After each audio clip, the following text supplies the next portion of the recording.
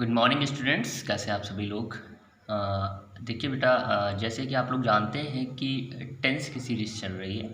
तो आज मैं आप लोगों के लिए एक ऐसा टेंस लेकर आया हूँ जो काफ़ी ज़्यादा इम्पॉर्टेंट भी है। अधिकतर थोड़ा सा टफ है, बहुत ज़्यादा नहीं, लेकिन अधिकतर बच्चे जो हैं वो इसमें कंफ्यूज हो जाते हैं। तो आज का जो टेंस है उसका नाम है पास्ट परफेक्ट। देखिए बेटा, पास्ट परफेक्ट की जो पहचान होती है वो होती है चुका था, चुकी थी, गया था, लिया था, खाया था, पिया था, सोया था। ओके, ऐसा सेंटेंस में आता है। देखिए यहाँ पे लिखा हुआ इन सच सेंटेंसेस, ऐसे सेंटेंसेस में usually to action are describe. अच्छा, ऐसे सेंटेंस में दो एक्शन होते हैं। ओके, दो एक्शन बताए जाते हैं, उनका वर्णन किया जाता है। Both action and in the past, दोनों ही एक्शन जो है वो पास्ट में ही ख़त्म होते हैं।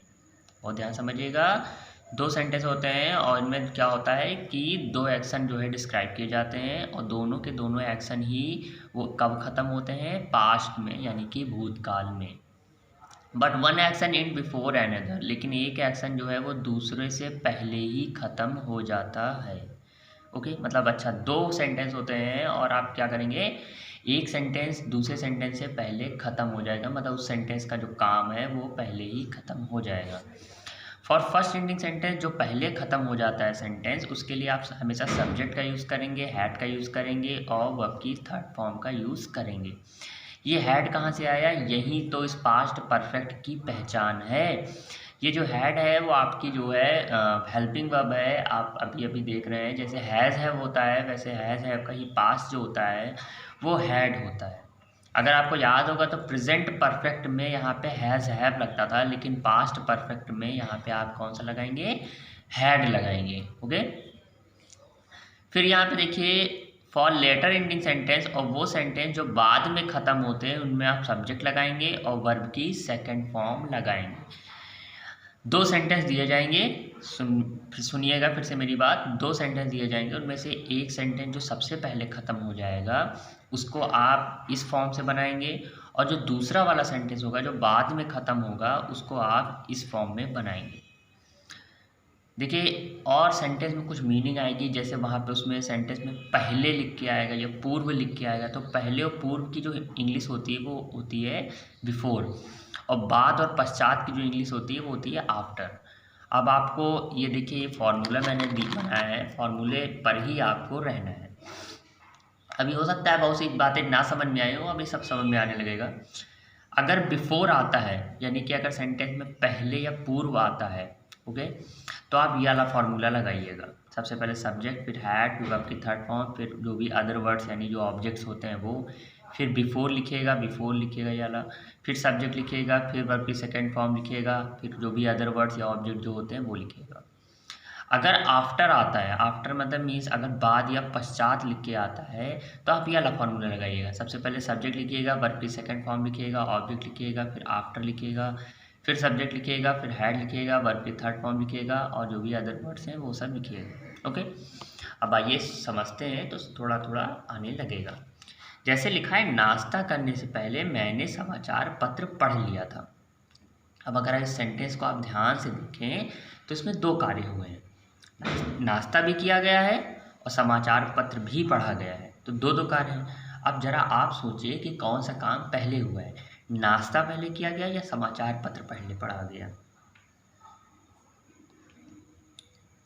देखिए, समाचार पत्र पहले पढ़ा गया है। ओके, समाचार पत्र पढ़ा गया है, और ये देखिए सेंटेंस में क्या आ रहा है, पहले लिख गया है, लिखा है। तो जब कभी भी पहले लिखा हो, पहले के लिए बिफोर है ना, जब कोई बिफोर लिखा हो तो आप ये वाला फॉर्मूला लगा दीजिएगा। सबसे पहले क्या लिखेंगे, सब्जेक्ट, सब्जेक्ट क्या है, आई, है ना, मैंने की क्या होती है, आई। उसके बाद आप क्या लिखेंगे, हैड लिख दिया। फिर वर्ब की थर्ड फॉर्म, वर्ब क्या है इसमें, पढ़ना, पढ़ने की थर्ड फॉर्म क्या होती है, रेड। स्पेलिंग क्या होती है, सेम, वही रीड वाली स्पेलिंग होती है। क्या पढ़ रहे हैं, अदर वर्ड लिखिए, क्या पढ़ रहे हैं, समाचार पत्र यानी द न्यूज़पेपर पढ़ रहे हैं। उसके बाद क्या लिखा है, बिफोर लिखा है, बिफोर लिख दिया मैंने। उसके बाद क्या लिखा, सब्जेक्ट, सब्जेक्ट कहाँ है, अब सब्जेक्ट कौन है, वही मैंने, है ना, आई, फिर वही आई आ गया। वर्ब की सेकेंड फॉर्म, तो नाश्ता करने के लिए बेटा नाश्ता किया नहीं जाता है, मतलब खाया नहीं जाता है, इसलिए उसमें एट का यूज़ ना करके हम लोग टेक का यूज़ करते हैं। तो टेक की सेकंड फॉर्म टुक होती है। ओके, कोई भी चीज़ जैसे नाश्ता है, ब्रेकफास्ट में आता है, आपका लंच है, डिनर है, इसको हम लोग हमेशा टेक करते हैं ना कि ईट करते हैं। ओके, तो सेकंड फॉर्म आप लगाएंगे यहाँ पर। उसके बाद जो है आप नाश्ता की इंग्लिश लिखेंगे ब्रेकफास्ट। ओके, उसी के नीचे जस्ट देखिए जैसे लिखा गया है कि गृह कार्य करने के बाद वह स्कूल गया। तो देखिए इसमें सबसे पहले काम कौन सा पहले हो रहा है, वह स्कूल पहले गया। देखिए यहाँ पे मैंने लिखा है, यहाँ अगर आप ध्यान देखिए यहाँ क्या लिखा है, बाद लिखा है, बाद लिखा है ना। तो बाद की इंग्लिश क्या होती है, आफ्टर। तो आफ्टर वाला आएगा तो कौन सा फॉर्मूला लगाएंगे, ये वाला।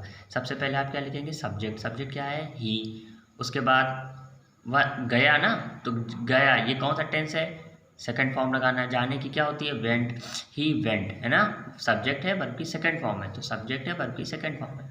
फिर देखिए यहाँ पे जो भी अदर वर्ड है वो लिख दीजिए, क्या टू स्कूल आ गया वो लिख दिया। उसके बाद यहाँ देखिए आफ्टर लिखा है, आफ्टर लिख दीजिए। फिर यहाँ सब्जेक्ट लिखा है, फिर वही सब्जेक्ट लिख दीजिए, सब्जेक्ट वही रहेगा हर बार, ही है ना।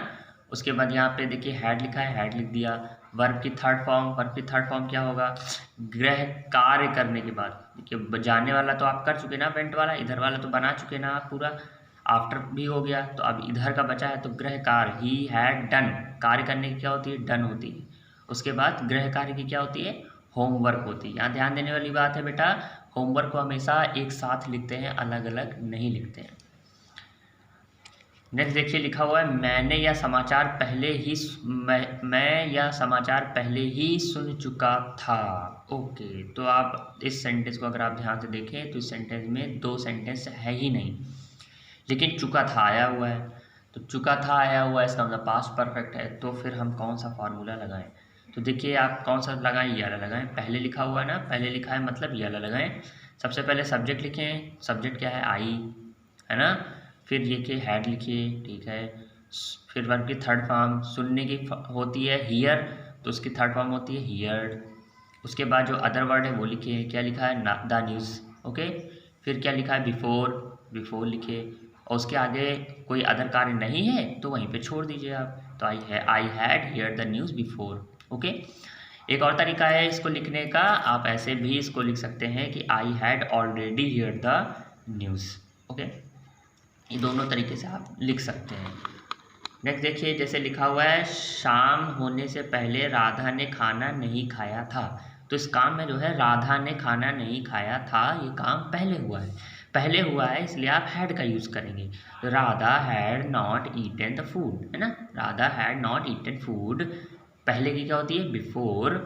और उसके बाद शाम होने से, तो इट बिकेम इवनिंग। तो ये वाला फार्मूला कहाँ पे लगाएंगे, ये जो ऊपर बताया है मैंने फार्मूला, यही वाला लगाएंगे, बिफोर वाला।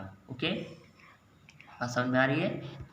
थोड़ा सा टफ है, हम लोग केवल अभी रूल पढ़ रहे हैं, रूल्स पढ़ रहे हैं, और जब हम लोग प्रैक्टिस करेंगे तब तो सारा रूल्स एक साथ पढ़ना होगा आप लोगों को, क्योंकि तब सब काम नहीं होने वाला, तब किसी भी चीज़ से, क्योंकि जब प्रैक्टिस करेंगे तब सब मिक्स होगा और तब ज़्यादा दिमाग चलेगा।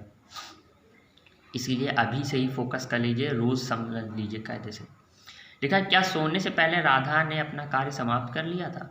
बताइए फिर कौन सा काम पहले हो रहा है, राधा वाला काम पहले हो रहा है ना। तो यहाँ पे देखिए क्वेश्चन वाला है, तो क्वेश्चन वाला है तो हेल्पिंग वर्ब पहले आ जाती है जब क्या से शुरुआत होती है। कई बार बता चुका हूँ ये बात कि अगर क्या से शुरुआत हो रही हो तो हेल्पिंग वर्ब को पहले लिखते हैं। तो सबसे पहले हैड लिख दिया, फिर राधा की इंग्लिश, फिर थर्ड फॉर्म क्योंकि हैड के साथ थर्ड फॉर्म आती है, फिर हर वर्ग। और ये देखिए आया है पहले, कहाँ गया, ये देखिए पहले, पहले आया ना, तो पहले के लिए बिफोर लगाते हैं, उसके बाद सब्जेक्ट और फिर सेकंड फॉर्म। सारा इन्हीं दोनों पे बनना है, कुछ नहीं किया है मैंने। देखिए हैड को उठा के पहले लिख दिया था, फिर राधा लिखा था, उसके बाद फिनिश्ड लिखा था, हर वर्क लिखा था, बिफोर लिखा था, फिर लिखा था सी स्लेप्ट, यानी कि सब्जेक्ट, सब्जेक्ट के बाद सेकंड फॉर्म। अगर ऐसे आ जाए, तुमने 5 बजने से पहले अपना कार्य समाप्त क्यों नहीं कर लिया था, तो देखिए देखो इंटरोगेटिव वर्ड बीच में आ गया। तो सबसे पहले इसकी इंग्लिश लिखिए, वाई। फिर देखिए कौन सा काम पहले हो रहा है, तो काम कंप्लीट करने वाली बात पहले चल रही है, और पहले आया भी है लिख के इसमें, तो वही बिफोर वाला फार्मूला लगा देंगे हम लोग। तो why had you not completed your work before it struck की सेकंड फॉर्म होती है 5 o'clock। ओके, 5 बजने का क्या सेकंड क्या होती है सेकंड फॉर्म? स्ट्रक। ओके, तो why had you completed your work before it struck 5 o'clock। तो अगर आप ध्यान दें, सारा खेल इन्हीं दो फॉर्मूले पर है। और किस चीज़ पर है? आपको इस बात को समझना होगा कि कौन सा काम पहले हो रहा है। अगर उसमें पहले या पश्चात लिख के आता है, पहले लिख के आता है या पूर्व लिख के आता है तो बिफोर, बाद या पश्चात लिख के आता है तो आफ्टर। और उसी के अकॉर्डिंग ही आप पहले लगाएंगे। सेंटेंस पहले पढ़ेंगे और देखेंगे क्या वो पास्ट परफेक्ट का है, चुका था, लिया था, गया था, ऐसा कुछ है, या उसके जाने से पहले, उसके खाने के बाद, ऐसा कोई सेंटेंस है। अगर है तो सबसे पहले देखिए कि पहले आ रहा है या बाद में आ रहा है। अगर पहले लिख के आ रहा है उस सेंटेंस में पहले स्टेप से, ओके, तो आप हमेशा ये वाला ऊपर वाला फॉर्मूला लगाएंगे, क्योंकि पहले पूर्व में आप हमेशा बिफोर लगाते हैं। अगर बाद या पश्चात लिख के आ रहा है एकदम इस तरीके से, देख पा रहे हैं, तो आप ये वाला फॉर्मूला लगाइएगा और ध्यान दीजिएगा कौन सा काम पहले हुआ है। जो भी काम पहले हुआ है उसमें हैड लगाएंगे। ओके, तो आज के लिए इतना ही। कल हम लोग पास्ट परफेक्ट कंटिन्यूअस पढ़ेंगे। Okay, good day.